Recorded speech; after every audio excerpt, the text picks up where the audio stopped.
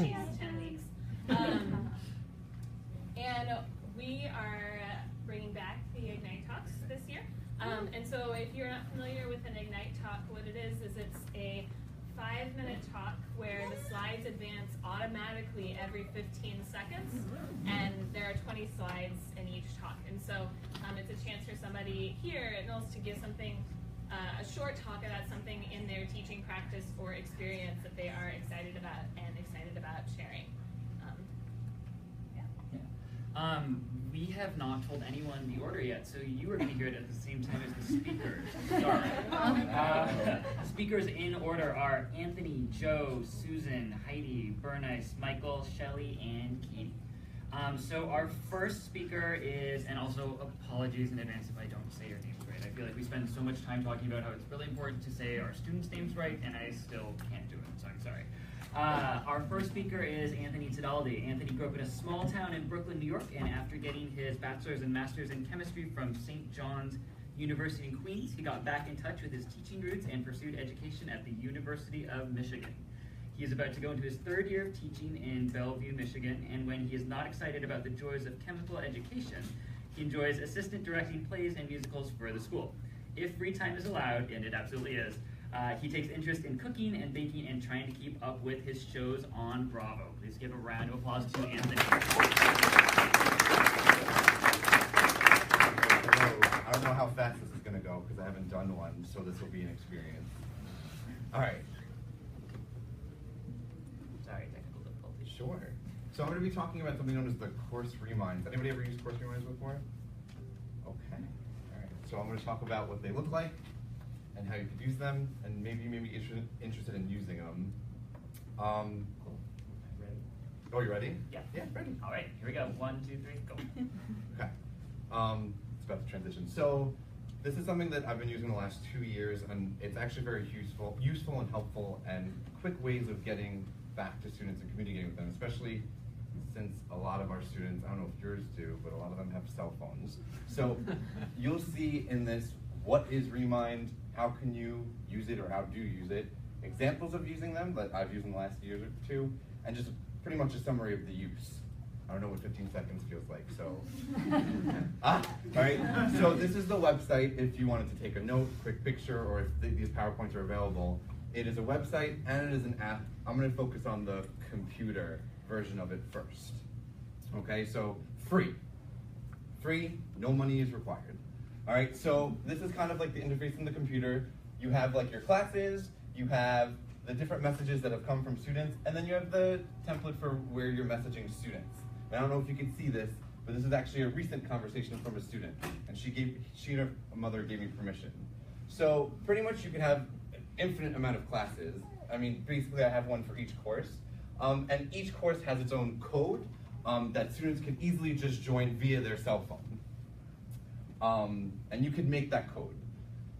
I made a note here. Students and parents are excitedly aware and give permission to the use of their names. I have X, so if you happen to see a name or see this presentation, it's all good. All right. I know it's Facebook Live, so my parents know. So this is just an example of how Emily messaged me recently. She goes, "I'm confused on what math I'm supposed to perform," and so I kind of talked her out. Well, the suspension is this. It's a relationship. And she was like, "Would the suspension be this?" And I was like, "Well, that's what I got." And it's just like a quick, like, if she's doing the problem right there, she can't get forward, she asks me a question quick. I could also send her pictures or send student pictures. I sent Emily a picture of like my work, and she could just quickly pull it up on her phone. I'm like, "Here's what I got," or "Use this." And she could easily open up on, send it from my computer, and she could open up on her phone. She could also do the same thing. She could be like, "Hey, I got this," or "Hey, this is my work. Like, everything okay?" She actually made fun of herself. She's like, "Whoops, I plugged it wrong in the calculator, I'm dumb." And of course I said, "No, you're amazing, you're not dumb." All right, so students could send pictures back and forth. You could also send documents. So sometimes if I'm doing classwork or if I have a handout that I don't want to print or it's not ready, I could just upload a PDF, a Microsoft Word doc, a PowerPoint, and they can open it up on their cell phones. This is the interface of how you can send messages. So you can send your message here. There's a limit. You can upload a photo or a video, upload a file, or you can even just drag it from your desktop. So it's super easy to use, and it could send many different things more than a message. On the cell phone, it is also available free, nothing costs money with this Remind. And it does many different things, just like on the computer, if not faster if you're a cell phone person. So I would suggest downloading it. Apparently, I didn't know this and I haven't tried this, but it translates. I haven't tried this yet, but that's what it says, that it translates words to send to messages to students who maybe are ELL. And of course, like I said, that there's photos that you could also send from your phone. The interface looks very similar on your cell phone. These are screenshots from my cell phone. So you can see your classes, you could touch it through your touch screen, you can see the messages that come up, and the most recent message is the one that's on top. And you get notifications directly through your cell phone, and you could gauge that. And then you have the option of making a class announcement, a group conversation between a couple of students, or individual messages.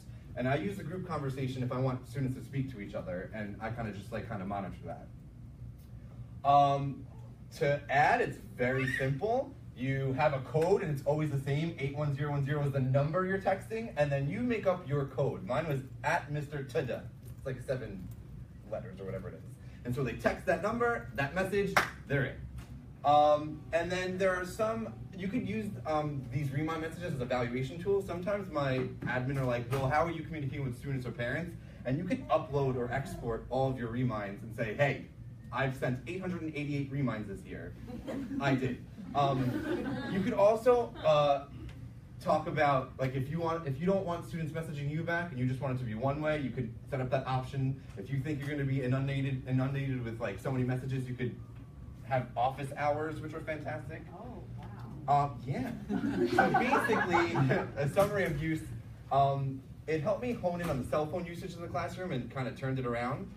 Quickly communicate with students, and quickly and frequently remind students of events and updates. That's how I sent 888 this year. I don't think we have time for this, but find me if you want to talk more about Remind. It was definitely especially helpful, especially if you're a cell phone person like mine, and if you know me, I text a lot and quickly. That's it. But I think the next one is just like about me. So thank you.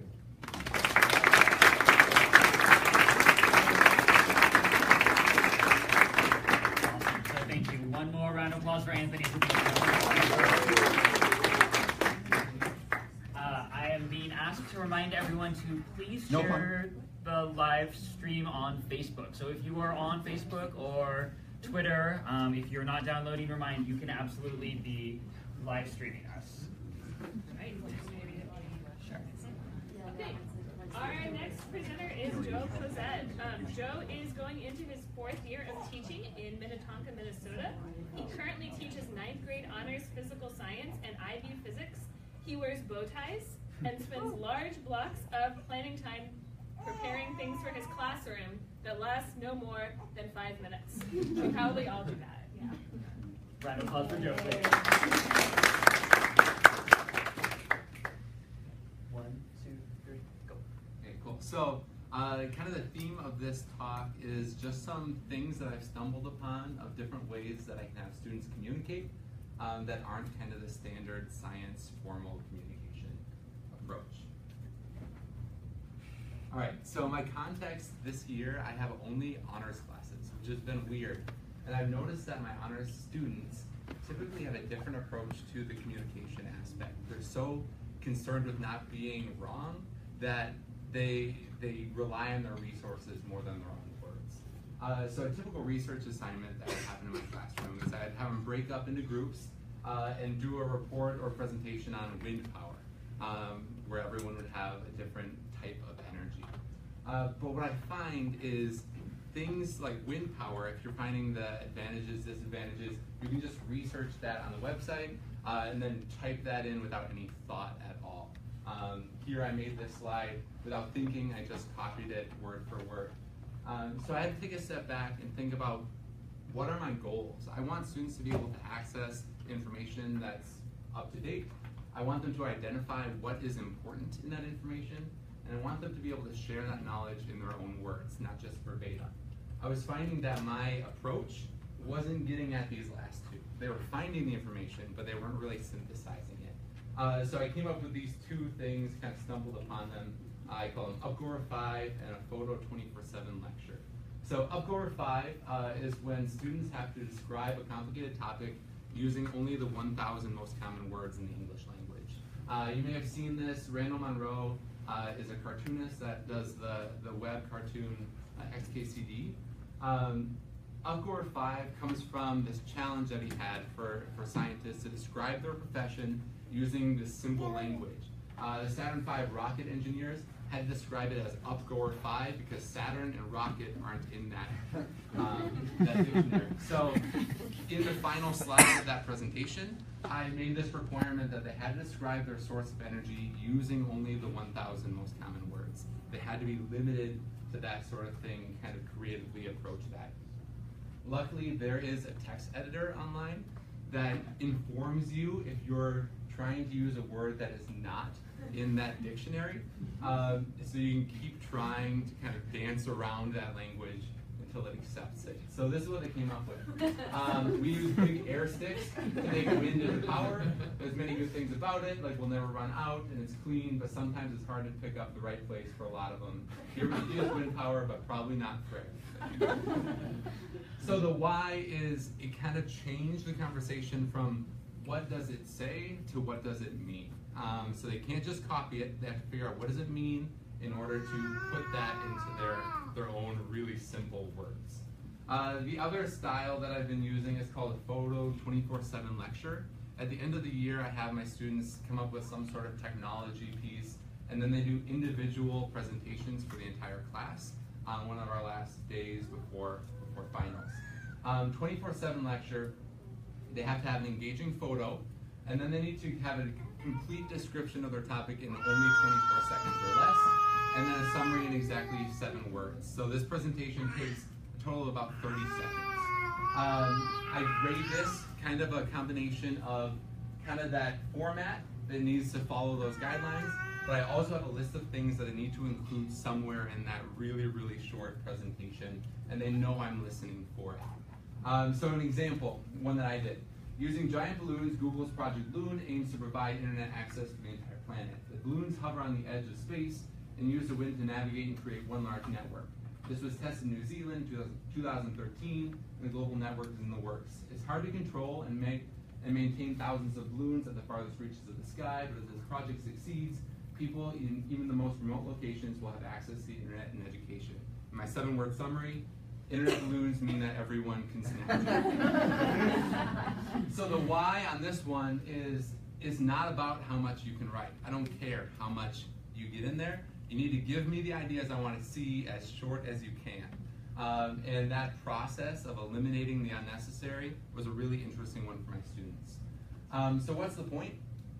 I'm finding more and more science communication is important, that they can do a formal lab report and all of that, but I can get at some of my goals in different ways that sometimes don't take as much time. So tools for the toolbox, maybe some of you can find places that this might fit.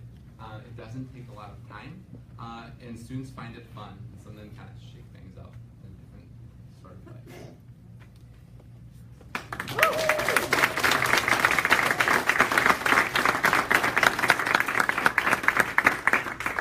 Awesome, thank you so much, Joe. Our next speaker is Susan Pantha. So Susan is currently teaching in upstate New York outside of the Adirondack Park. She teaches earth and environmental science and advises the Astronomy Outdoor Club. She loves board games, baking, bicycling, being on hiking trails, and alliteration. All of these are true.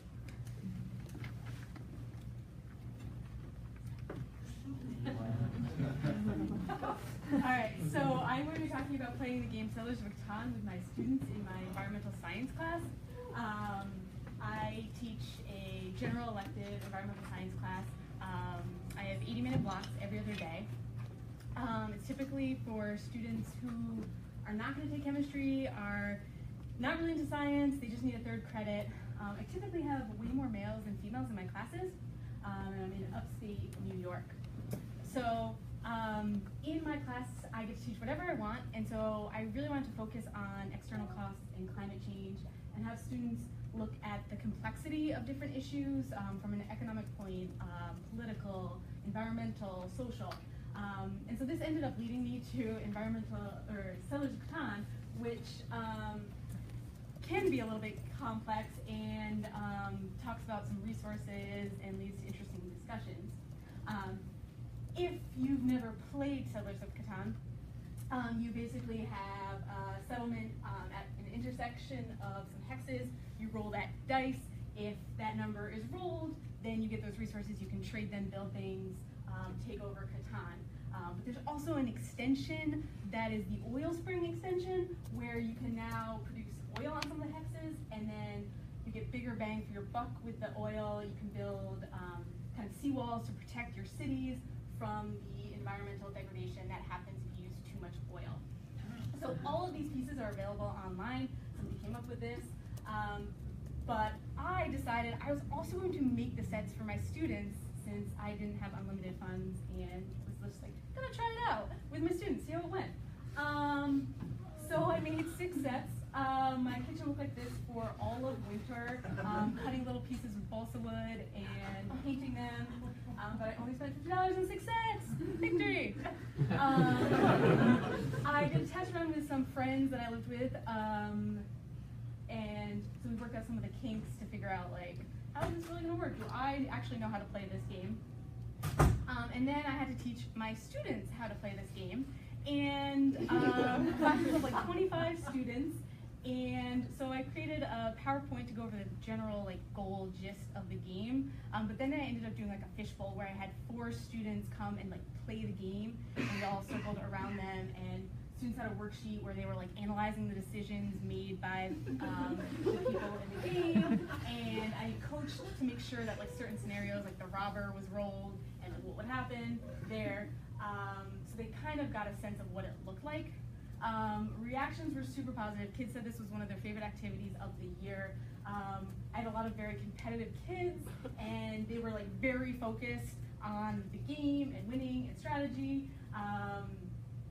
And we had a lot of really productive conversations afterwards about natural disasters, the impacts of using oil, but also like developmental disparities in our country, in the world. What happens if you have a lot of resources? If I did this again, I would play it a second time for sure. My students came in, kids were like, we're never excited about my class. Like, are we playing this again? And I was like, no. And it's a strategy game. Like, you play it once you get the rules, you get it down, and then the second time you get to like apply. I would also put more deep level reading of different climate change. My kids know climate change causes sea level rise, but what does that really mean? And then using the game as a model, like how's this game modeling those scenarios? Benefits, high levels of engagement, healthy competition for all those boys that were unhealthily competing with each other. We discussed probabilities of dice roll, which students were like putting their settlements on 2s and 11s, and I was like, later on, we played a game I found online, Food Chain Checkers, where it's a kind of a checker game, but then they have to change the rules to make it a better model. I want to turn pandemic into an invasive species game. So I'll let you know how that goes. It's another year. My husband will kill me.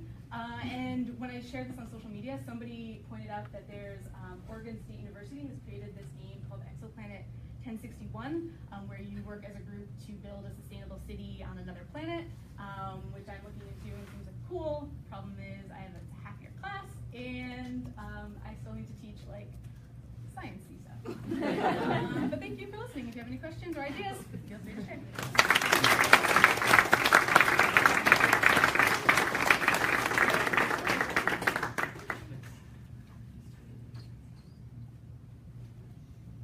All right, next we have Heidi.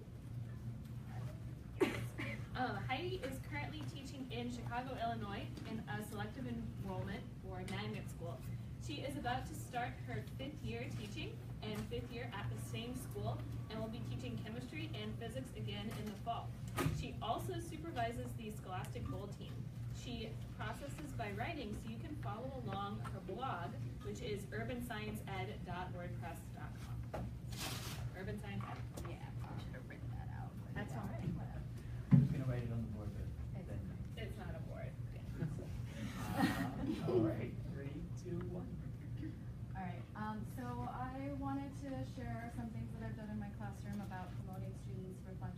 strengths and how I use peer feedback to kind of help that process. This is also, I made these slides at 10 o'clock last night, and I've never done this before, so I know how this can go. But basically, last year I had 2 sections of physics and 3 sections of chem, and in my classes, both classes, group work is kind of the default. And we switch groups every unit. I assign the groups. I try to do multiple ability levels, probably 5 weeks. And this quote from Thomas Jefferson really resonated with me because I want my students to have the right mental attitude so that they can be successful in my class and other classes. So thinking about how I can do that. So last fall I was in a Google Hangout thing with Kelly O'Shea and Kara Luz, and Kelly had the idea to ask students to reflect on what they think is their strength in science class, and I thought that was a great idea, so I decided to run with it, but I didn't know what list of strengths to use. So I Google searched it, and this image didn't show up, right?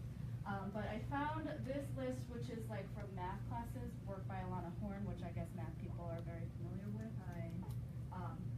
But so I took this list and I modified it. So this was the list that I came up with to work with my students for the rest of the year. This happened in like October, November, so the end of first quarter. So I gave them a survey, Google Forms, and asked them to pick what they thought their strength was and what they wanted to work on. Got some really interesting results. It's hard to read, but more than half of my class is saying that asking questions in some form is one of their strengths. They chose some of the, like a lot of the other ones as their weaknesses. And so at the end of the semester, I did some Google magic and put their individual responses on a reflection that I asked them to reflect on. Do you still think this is one of your strengths? Is this still what you want to work on? What are you thinking right now? So there were a lot of interesting responses. They're thinking about their strengths, but it's at the end of the semester, and I wanted to pull this in a little bit more throughout the rest of the school year.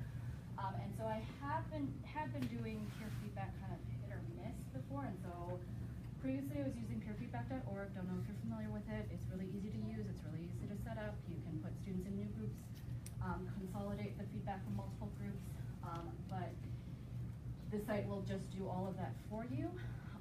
But it's limited to a certain number of options, like characters that you can choose. So I had it from like 1 to 4 with 0.5s in there.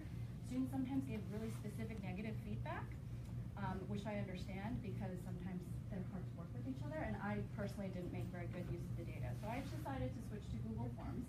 I put that list of skills in there, and so I can share the form with you if you're interested, but basically they would click on their table, they would get their group mates, like the 3 or 4 other kids they were working with, they would pick the skill, and they would have to explain their response, and I had to create a new Google form for every unit because it's not as nice, but they were actually really reflecting on that, and so it was interesting when I got the responses. So some students, their peers picked a different skill, like every single person picked a different skill, but they're still thinking about why, and they're trying to give evidence for it, because I asked, give a specific instance in which this person showed that skill, right? And other students, everyone agreed, like this student can represent ideas clearly, and everyone agreed that this was, like, and they gave evidence for that as well. And so it's really interesting to see what they picked up on each other. And I really liked framing it as what is their strength and not their weakness. And so at the end of the year, I pulled all of those skills and comments together in individual Google Docs for each student, and gave it to them, and made them make sense of it. And it took them some time because, as you can see, there's a lot of text on this page. And I also gave them a handout where they had to reflect on that. So these are the questions that I was asking them. So like read through that list and pick out what was a skill that other people said was your strength. Look back on your initial reflection where you can make progress. What advice would you want to remember for yourself? What advice would you give an incoming student? Got a lot of hilarious responses to that last one, such as don't be afraid of Miss Park. Like, anyway. So a lot of students said that they were surprised that their peers got something out of all of their questions. I got a lot of comments like, I thought I was just annoying everyone with all of my questions, but I guess it was useful because everyone said that was one of my strengths. And so I thought that was an interesting piece. I love this student's reflection. I took a photo of it, but I typed it out here. She's like, once I started asking questions and being persistent, I was more motivated to work without giving up because I saw that other people were And so this is coming out of the reflections at the end of the year. Next year I want to do a little bit more work on pulling it in throughout the year, but I think it was really powerful when the peer feedback said that their questions were valuable versus me just saying, hey, that was a great question, good job with that. So I'm trying to figure that out and how to pull that back in. And that's it.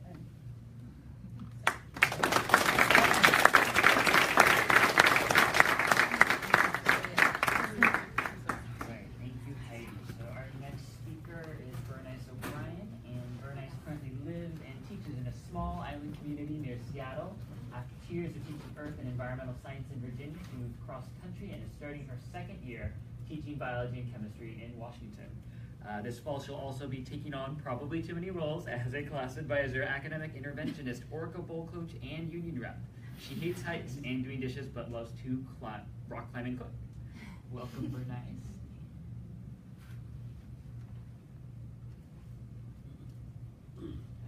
3, 2, 1, go.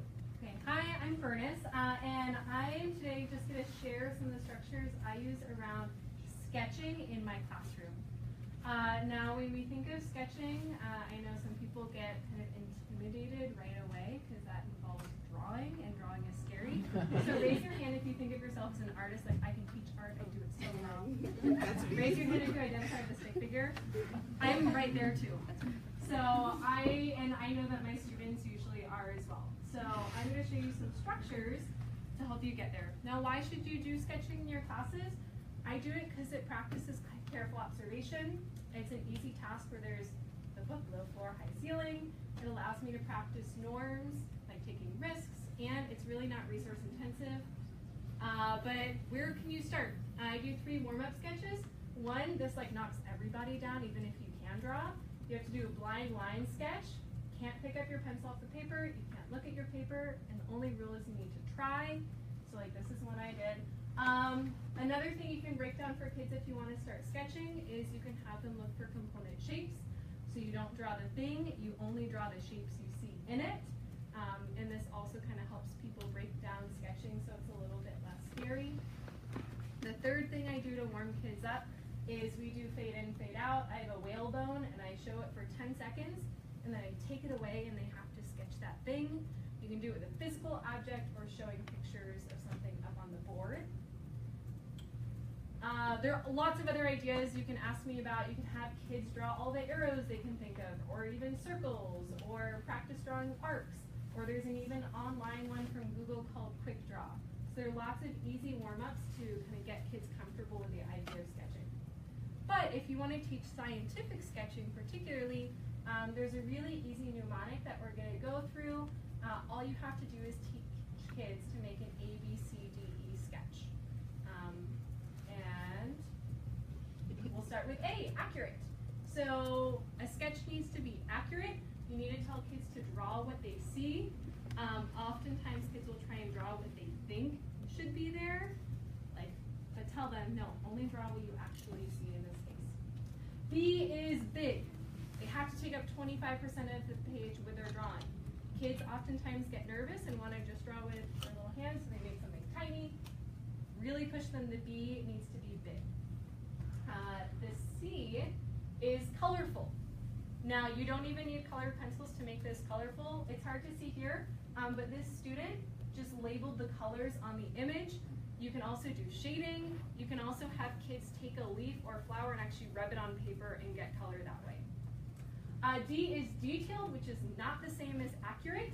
If I asked you to draw this cat and a kid gave me this sketch, it looks great, but that's not the cat I asked you to draw. So this is where they're practicing that careful observation. And last, E is explained. This is where labels are their friend.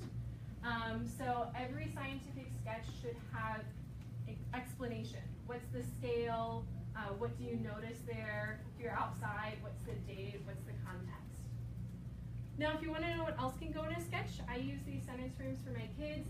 They should include in their explanations, I noticed, it reminds me of, I wonder, could it be? There are other formats you can use to incorporate that into a nice sketch. But great, what can you do with sketching in class? I start my class every day with a warm-up structure. Kids come in and see a slide that looks like one of these. And this is what I call organism of the day, and it incorporates sketching into my warm-up. So less than 5 minutes, the slides up on the board when they come in. They have to record in their notebook. You see some very blurry samples here. Common name, scientific name, life history, interesting facts, and an ABCDE sketch of the organism. You can use the organism of the day as an anchoring phenomenon. For example, I used a teratoma the day that we started the cancer or cell cycle intro. Not an organism, but it works. Students love it. They get really excited, especially if you have students make the slides or submit what they want you to do. You can also use sketching in labs. It's a great way for students to process information. I tried to think of a physics example. Math people, I need your help there too. But I grade this. This is an easy way to grade a lab, A, B, C, D, E, 5 points. If you have room to play, I had 2 weeks at the end of the year where I was like, what do I do? So I taught a short course on scientific illustration and field research. So if you want to know more about that, you can ask me. I had kids who self-selected into that. We did sketching and nature journaling, all sorts of fun stuff. They're all things you can do with sketching. You can have them incorporate into note-taking, making models. I don't know, do a jigsaw where students create a sketch with the lens of one cross-cutting concept and then they get back together with the same object. You can use it for review, or if you have other ideas, let me know. Otherwise, if you like this, go check out this book, Great Ideas About Journaling, or just contact me.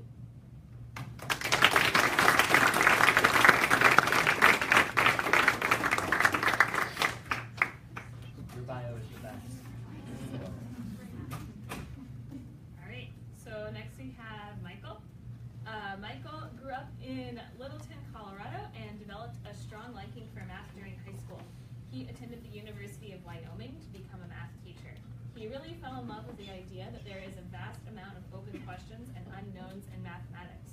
So instead of going into teaching right away, he opted to pursue a graduate degree in math. He wanted to do real math. He graduated 5 years later with a PhD in mathematics, as well as 3 kids in that same time span. He enjoys running, climbing, basketball, and chasing his children.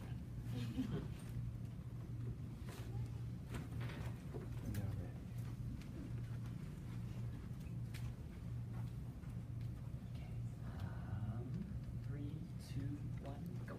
Okay, so my talk is titled, What is Math Really? And this is shamelessly ripped off of a book I've been reading.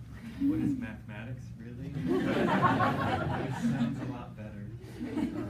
But the summer book and my own experience with teaching math and experiencing people's dislike for math wanted me to write this. So who cares? So here's the scenario. When will I ever use this? Next Friday on your test. No, I can real life. This is real life. I had this conversation. So my question is, what is this? What is math? What is the student's belief about what math is? And what does it mean to do math? I will call you on this if you do this from now on. Do the math, like on your tip for your receipt. Do the math. I mean, do the adding, do the arithmetic. That's what I think. So my daughter's 6. She's learning to ride a bike and going to kindergarten. We've been practicing numbers. I call it math. She writes her numbers down. I don't think it's quite math yet. But the other day she was telling me she could skip count by 2. And that felt like math to me. Way before that, Euclid is 300 BC. He was doing some math too. He came up with these 5 axioms, blah, blah, blah, blah, blah. This one turns out to be the most interesting. But he was trying to understand what geometry was. And I feel like we'd all agree he was doing math. His 5th postulate says that if you got 2 parallel lines, they'll never intersect. It means that triangles have 180 degrees. Okay? And they had that for the next 1,600 years as our understanding of geometry. Well, somebody looked at that axiom, that 5th one, and said, what if? What if it was different? Well, there ends up being 2 different geometries when you question that one. Hyperbolic or spherical. And this guy, Beltrami, proved that it's consistent. What does consistent mean? It works. It's not messed up. No weird things happen. But why do we need 3? Is this math? What am I going to do with it? These are all questions that we can sometimes ask about who cares. So what happens in class sometimes? Well, we take those 5 axioms one by one and we study them. Well, like, here's this one. That's how we understand it. We look at the consequences. Is that math? Is that what Euclid did? Is that what Hilbert did? Turns out Euclid wasn't quite right. He had the right ideas, his intuition was right, which is really important. But something was wrong with the fundamentals. And Hilbert in the 1900s, somewhere around there, he added something called the axiom of completeness. Okay? But they both sought to put it on a firm footing. They wanted to understand what was the most important principles, what's the underlying fundamentals of what's going on. They investigated, they explored, experimented, they argued. Here's another fun one. For numbers, primes. We like primes. You know what we do with numbers? We take 16, we say, what's it built out of? What are the fundamental pieces? We've been doing this all along. When you take a polynomial, a quadratic, and you factor it, what's fundamental? What's driving this number, this factor? And I made up a code of my own. If you don't deeply understand something and an opportunity comes to use it, you won't be able. When do we use primes? RSA encryption. In cryptography. Your credit card, you send the number through the airwaves encrypted because of primes and the understanding of number theory. 3 different geometries? Come on. So Einstein showed the geometry of space-time is not Euclidean. It's not the one we thought, not the flat plane where there's 180 degrees in a triangle. It's one of the other ones. Hilbert didn't know that. Or did he?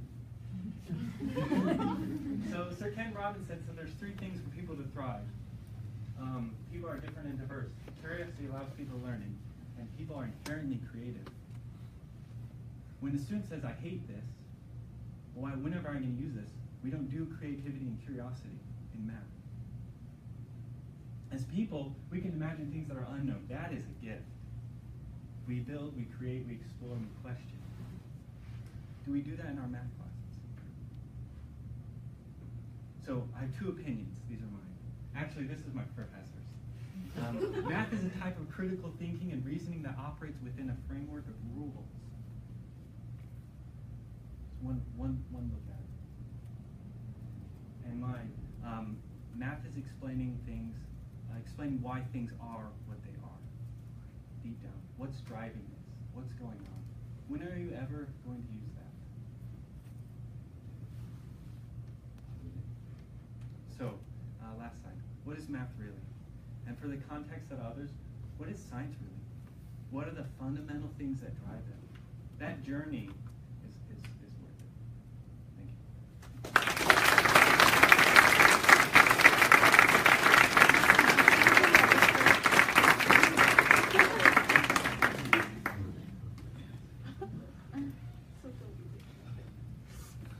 You are all awesome. Thanks, guys. I just finished.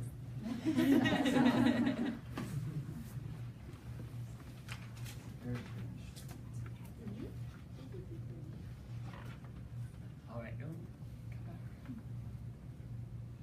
So our next speaker is Shelly Kunasek, and according to her Knowles bio, she teaches at Seattle Academy of Arts and Sciences. She formerly worked at IBM. She is a returned Peace Corps volunteer from Burkina Faso, and she hopes to inspire students' curiosity and interest and teach them skills to be successful in college. All right, 3, 2, 1, go. Okay, so I most obviously haven't done this before because my first slide does not auto-advance. My apologies. I'm going to talk about 4 different ways to call on students. This is just really like my experimentation over the last couple years. Okay, so clearly there's an equity problem in our classrooms because people from different cultures have very different ways of talking. From like the Japanese culture where pauses of like as long as 7 seconds are not seen as awkward or abnormal, to everybody talking at the same time is normal. So I wanted to make my top choices more explicit. So what are the different ways that I call on students? Why am I choosing those? And really kind of how and when. So when do I deploy these different ways that I'm going to call on students? So here's my 4 different ways that I call on students. I do 7 hands, popsicle sticks, shout outs, and group by group. Many of you probably used some or all of these, and some maybe you like or hate. So just kind of bear with me and hear a little bit about what I like or don't. So my 7 hands policy is when I say, please give me 7 hands, I wait until there's 7 hands in the air before I call on a single student. I like this because it's really similar to what they're used to, but it builds in the wait time, so I'm forced to actually do what I want to be doing as a teacher. How I make this happen for best practices, I explicitly teach this. I give them the code work. I always say, can I get 7 hands? And I point out to them that the whole point of this is to get more equity. Popsicle sticks, you guys know probably, it's just randomly drawing, so it's like cold calling. I was totally going to give this up because it wasn't working for me until NPR told me I had to stick with it because it was the highest equity and highest accountability. So I was like, okay, come on, I better keep with this. So I decided to, first of all, I started explicitly teaching it. And I use sentence starters every single time. Every single time I say, remember, if you're not sure, you can say, I'm not sure, but, et cetera, et cetera. And that changed the dynamic, and now my students actually love popsicle sticks. So, shout-outs. This is where everybody just hollers at the same time, and I love this because it really values that multi-party talk that is pretty common for our students' backgrounds. And believe it or not, I did feel like I had to explicitly teach kids how to do this because the first time they all kind of sat there like, wait, really? And just didn't generate much. So I really kind of had to force them to do it several times before it was fluid. And the last one is super common and everybody in this room probably already does it. I just have one person share from each group, like share out, what did your group talk about? I would argue that this one is really, really low stakes, but it's also less equitable because usually one kid volunteers and it's the kid who's most likely to speak anyway. So there's my 4 kind of typical different ways to call on students, and I got around to thinking, well, when do I use these different methods? What are they best at? What are they best for? So I found that for 7 hands and popsicle sticks, these are my go-to for really everyday kind of short question and response. So entry tests, concept checks, practice problems, or verbalizing concrete ideas that most kids in class have already had time to work through. But here's what makes it more dynamic. I found that I need to really help my students link the idea. So I'm not just pulling one popsicle stick randomly, I'm pulling 7. And I'm saying, okay, student 1, can you get us started? Student 2, do you disagree or agree, etc. And I'm going around the classroom, it becomes more of a discussion. For shout-outs and group by group, I found that these are great for generating ideas, throwing out there lots of different questions, or trying to summarize really big concepts because everybody's really saying something a little bit different. Now, for me to gather what the heck everybody just shouted out and make some sort of summarizing statement, I really had to pre-plan my summaries and really anticipate the major concepts so that something meaningful did come out of that shout out. So there they are. Those are my 4 different ways to call on students. These are my highest equity, highest accountability ways, and I found that I really have to call on several students in a row and explicitly teach that so it's dynamic. And then my shout outs and my group by group. These are a little lower stakes, also lower accountability. That's it. I don't have a lot.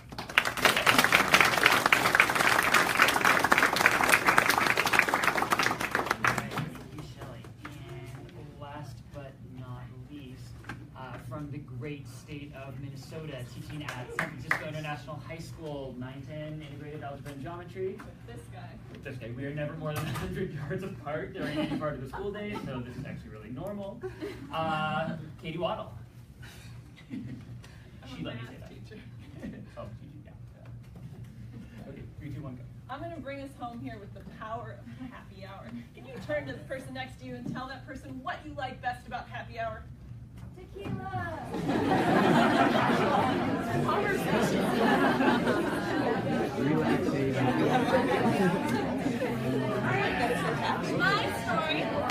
My story starts back in 2001. From 2001 to 2015 in California, there was a high school exit exam we called it the Casey.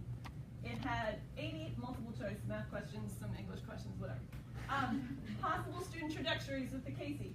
English-speaking American-born student passes the Casey, forgets about it. English learner at my school takes the Casey 1, 2, 3, 4, 5, like 25 times, maybe passes it. This is my documents folder, all the different things we made up for having students work on preparing for the Casey.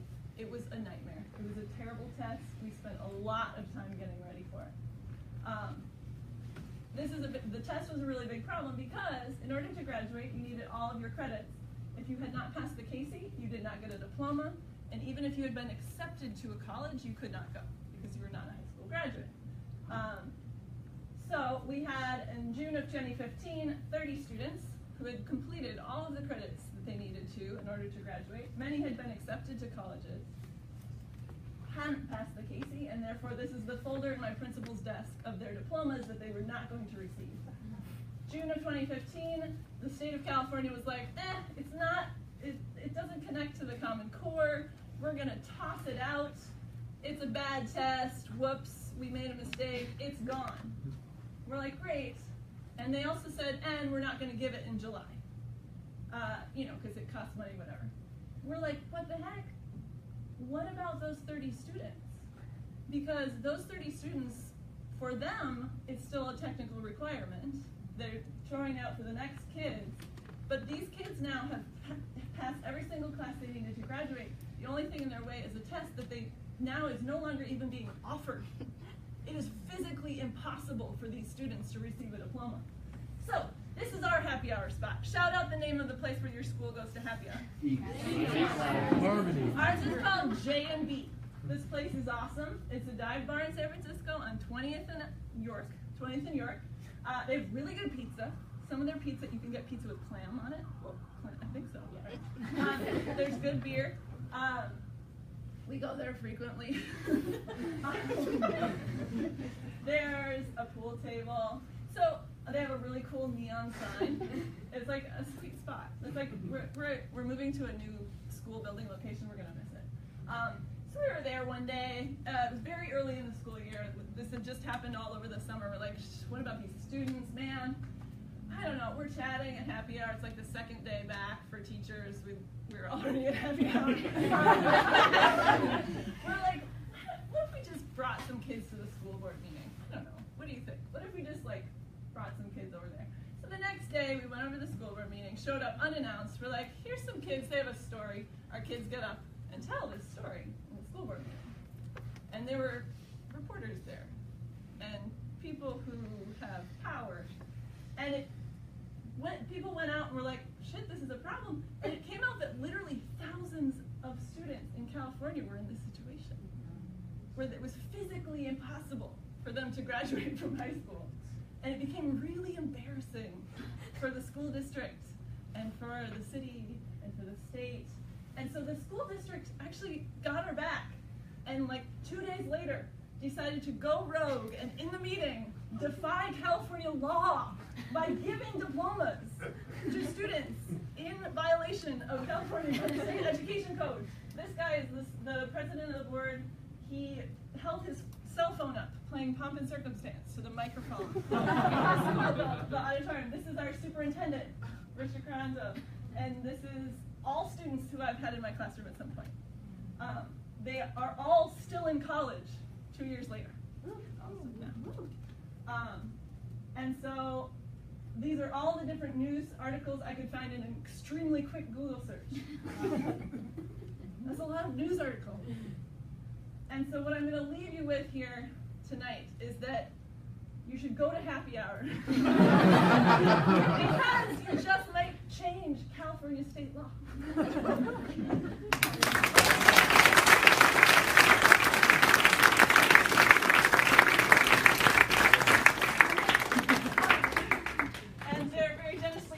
To give me some space to plug an event that's happening tomorrow evening.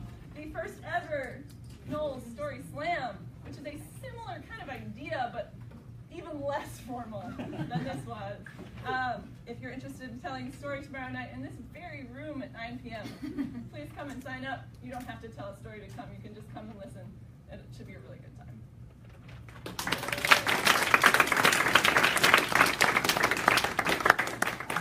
So that is everyone. Thank you so much to all of you for being here. Thank you especially to our speakers, some of whom were mailing us slides at 10 o'clock last night, 1 o'clock in the morning. Speaking of happy hour, it is almost time for the poster session. So get your free tickets. Yes. You guys.